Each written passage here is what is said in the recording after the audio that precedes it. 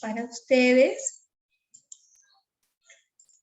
Y el tema que vamos a trabajar durante este año en biología es anatomía, sobre todo, y hay que tener en cuenta algunos conceptos. Son muy importantes, sobre todo estos conceptos, para aquellos chicos, chicas que tienen aspiraciones de repente para llevar una carrera afines con medicina. Esto es muy importante, ¿ya? Y si no, por cultura general uno debe tener en cuenta estos conceptos. Mira, la anatomía es una rama de la biología que se encarga del estudio de las estructuras internas que forman a un cuerpo. Es erróneo pensar que cuando se habla de anatomía solamente se habla del cuerpo humano. Existen anatomía animal, existe anatomía de vegetales también. Entonces, la anatomía es la rama de la biología que se encarga del estudio de las estructuras internas que conforman a un cuerpo o a un ser vivo. Etimológicamente, anatomía deriva de dos voces griegas, ana y tomía. En suma, esto significa hacer un corte para observar dentro de, o el estudio a través de cortes. A lo largo de la historia, la anatomía evolucionó mucho. En la antigüedad se estudiaba la anatomía de manera filosófica, porque pues era imposible hablar de ingresar dentro de un organismo, sobre todo animal, menos humano, y poder experimentar dentro de ella cómo era. Así como iba evolucionando los conceptos, también iba evolucionando esta ciencia. Personajes de renombre a través de la historia es, por ejemplo, uno de ellos es Hipócrates, otro es Galeno, y el más importante y el más destacado ya durante la etapa del Renacimiento viene a ser Andrés Vesalio. Andrés Vesalio fue el primer médico que realizó disección en animales. Y al hacer la disección en animales pudo observar in situ directamente las características de cada uno de los órganos. No es fácil hablar, por ejemplo, de la forma del corazón, de las partes del corazón, de los latidos del corazón, si tú no estás observando de manera palpable. No es fácil hablar de características que va a tener el cerebro si yo no lo estoy viendo in situ. Entonces, da un gran paso la anatomía con los aportes dados por Andrés Vesalio, ya en la época del Renacimiento, más o menos hacia 1600. Como les decía, cuando se habla de anatomía, no solamente debemos hacer referencia a la anatomía del cuerpo humano, sino a la anatomía del organismo de todo cuerpo de un ser vivo, es decir, plantas y animales. Hay unos tipos de anatomía que permiten describir su objeto de estudio. Por ejemplo, la anatomía sistemática o descriptiva va a diferenciar para luego estudiar al cuerpo humano en regiones y dentro de ella en órganos fundamentales. La anatomía clínica es aquella que busca el diagnóstico y el tratamiento de una enfermedad. La anatomía comparada es aquella teoría que se encarga del estudio de los organismos o de los órganos animales, de los órganos vegetales y humanos, pero en comparación unos con otros. A eso se le llama anatomía comparada. Luego, la anatomía patológica es aquella anatomía que se va a encargar de estudiar las alteraciones de todas aquellas estructuras del cuerpo humano. Por ejemplo, órganos enfermos, alteraciones congénitas de los órganos. todas aquellas alteraciones del orden normal del cuerpo, lo va a estudiar la anatomía patológica. Por ejemplo, tú vas al médico y el médico detecta que tú tienes un tejido que no presenta las características normales de un tejido. Y lo primero, cuando observa la alteración en la composición de un tejido, el médico de hoy lo primero que sospecha es de un tipo de cáncer y quieren descartar. Entonces te hacen una biopsia que consiste en sacar una pequeña muestra de ese tejido y dice, vamos a llevar esta muestra a patología. Y después de un tiempo, patología nos va a enviar una respuesta. ¿Qué hace patología cuando llega a la muestra? Hace un análisis, observa qué características debe tener. Los médicos que están relacionados al estudio de ellos ya están muy especializados. Ellos conocen la estructura normal de una célula, de un tejido, de un órgano. Y cuando ven alterados ese crecimiento normal, ellos pueden sospechar qué tipo de alteración es, una alteración benigna, una alteración maligna. Entonces, de ello se encarga la anatomía patológica. La anatomía funcional o fisiología es la que se encarga del estudio de las funciones que cumplen todo organismo. Luego viene la anatomía vegetal. Así como nosotros podemos hablar de los órganos internos, tanto en el hombre como en los animales, las plantas también. Se hace disección de plantas. Y ella pues lo estudia la anatomía vegetal o botánica. La anatomía animal, propiamente la veterinaria, está destinada al estudio de los órganos internos en animales. Y la anatomía humana, propiamente del estudio de los órganos en el humano. Ahora, vamos a dedicarnos en este momento solamente a hablar de la anatomía humana. Para que haya un único criterio de estudio respecto al cuerpo humano, existe una posición que se debe tener en cuenta. A esta posición se le llama posición anatómica. ¿Cómo es la posición anatómica? Es una persona de pie, con la mirada hacia el frente, con los brazos caídos hacia los extremos, las piernas juntas y las palmas de la mano hacia adelante. Esta imagen que tú ves enfrente tuyo es una imagen de la posición anatómica. Todo cuerpo para ser descrito debe tener esa posición. ¿Ya? De acuerdo a esa posición se puede decir hacia la parte superior, hacia la parte anterior, hacia la parte posterior, hacia la parte inferior. Ahora, una vez descrito esta posición, hay otra definición llamada regiones anatómicas. ¿Qué son las regiones anatómicas? Describen líneas imaginarias que se trazan entre la cavidad torácica, la cavidad abdominal y la cavidad de tórax, abdomen y pelvis. Entre estas tres cavidades se trazan líneas imaginarias que van a formar 9 cuadrantes, así como tú lo ves acá. Son líneas imaginarias que se trazan para formar 9 cuadrantes. Y esos 9 cuadrantes, ¿qué nos indican?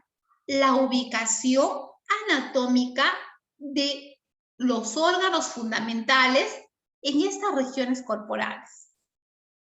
Este es 1, 2, 3, 4, 5, 6, 7, 8 y 9. Un médico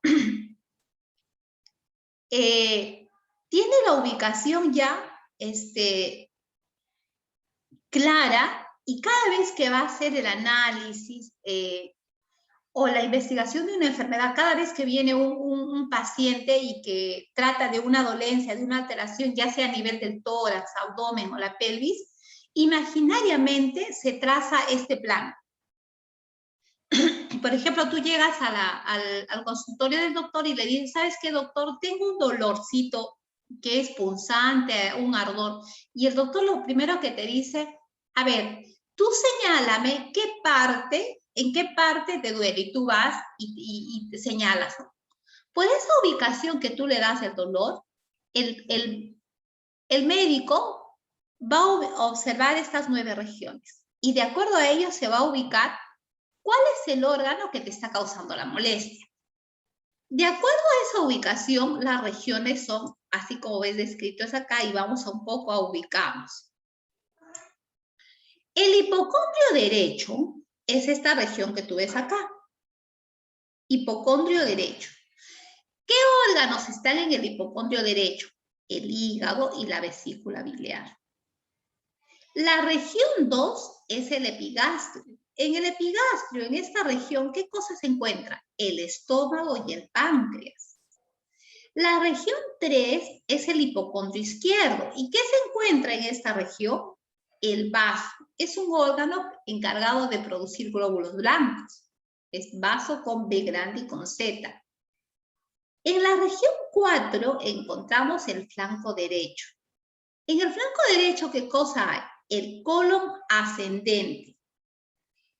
Y luego encontramos el riñón derecho. Todo eso. En la región 5 o mesogastrio encontramos intestino delgado. Recuerda que el intestino delgado tiene alrededor de 7 metros y está totalmente enrollado. En la región 6 encontramos el flanco izquierdo. Y en el flanco izquierdo encontramos el colon descendente, el riñón izquierdo. Luego viene la fosa ilíaca, que es dentro de la fosa ilíaca, en este caso es derecha, encontramos el ciego, que es una porción del intestino grueso. Luego encontramos en las chicas el ovario, en este caso derecho, y la apéndice, esa que se inflama y tenemos mucho cólico. En la número 8, todos tenemos la vejiga y las chicas en el número 8 tienen el útero. Y en la número 9 es el otro lado de la número 7. Entonces, si a este lado estaban los del lado derecho, aquí están los del lado izquierdo. ¿Quiénes serán? Estará primero el colon sigmoides y luego será el ovario y la trompa uterina izquierda. ¿Ya? Desde luego que en el caso de los varones, acá solamente podemos encontrar el colon sigmoide, en ellos no hay ovario. En el caso de los varoncitos, aquí en la posición 8 encontraremos, por ejemplo, los testículos. Y en el caso de las chicas estará la vagina. Entonces, las regiones anatómicas son líneas imaginarias que se trazan a nivel de la cavidad torácica, abdomen y pelvis. ¿Con qué finalidad? De ubicar exactamente los órganos vitales. Ahora, habrá alteraciones en algunos casos donde de repente un niño nació sin hígado o que su hígado está dirigido más hacia el epigastrio. O de repente habrá nacido alguna persona donde una chica no tiene un ovario derecho y sí. Puede suceder, pero lo convencional es que se cumpla esto. Esto es una regla de manera general para la mayoría de las personas. Alguna enfermedad, alguna alteración congénita puede hacer que en una de estas regiones no se encuentren estos órganos, sí, pero esos casos son casos aislados, ¿ya? Entonces, esas regiones nos dan una idea de la ubicación de un órgano en una condición normal. Luego, para poder estudiar también al cuerpo humano, el médico se traza ciertos planos que son líneas imaginarias. El plano medio va a recorrer longitudinalmente al cuerpo humano y va a dividir en dos lados, el lado derecho y el lado izquierdo. Es a lo largo, lado derecho y a este lado está el lado izquierdo. El plano frontal divide el cuerpo humano en dos mitades, pero esta se traza de manera así. De tal manera que habrá todo un lado frontal, donde está mi cara, mi nariz, de repente mi ombligo hacia más abajo. Y mi cara posterior, donde está mi nuca, mis pompas, así. Entonces, el plano medio divide el cuerpo humano en dos mitades, una derecha y otra izquierda. El plano frontal o coronal divide en anterior y posterior. Y existe un tercer plano, es el plano transversal, es el que va a dividir al cuerpo en dos mitades, una superior y la otra inferior. Estos planos es muy importante para el estudio de la anatomía, porque nos permite unificar criterios durante el estudio, el tratamiento, el diagnóstico de alguna alteración a nivel de un órgano. Todo médico, todo profesional dedicado a la anatomía humana tiene que dominar eso. Si, por ejemplo, hay un accidente de tránsito y van al auxilio y luego el médico del auxilio, el médico del SAMU tiene que hacer un diagnóstico y, por ejemplo, encuentra un corte a nivel de la cabeza, por ejemplo, o a nivel del cuello. El médico no puede escribir su informe en un informe médico diciendo, encontré un corte del cuello más arribita o de la oreja más abajito, de ahí al costadito. No puede. Entonces, los profesionales de salud tienen que utilizar terminología técnica. Y para poder ubicar y para que todos los profesionales a donde vayan puedan tener la ubicación exacta, tienen que dominar estos conceptos de anatomía. Ellos lo estudian en la anatomía elemental y cosa que para nosotros a veces no es nuevo, ¿no? Tú vas, de repente has recibido algún día una ecografía y en la ecografía los términos es así, ¿no? Está en posición dorsal, está en posición ventral. Entonces, uno más o menos con cultura general en anatomía se puede ubicar o entiende a qué se refiere. Entonces, la cultura general no es utilizada o estudiada solamente por los que van a ser médicos, por los que van a ser profesionales de la salud, sino un joven con una cultura amplia también tiene que saber dominar estos conceptos, ¿ya? Entonces, estos son los términos fundamentales que yo necesito para que usted pueda tener en cuenta. El día de hoy yo tengo una actividad, como esta ahorita es un cortito tiempo, yo tengo una actividad, pero antes de esa actividad yo tengo un video el cual a usted le va a ayudar a comprender un poquito más acerca de este trabajo.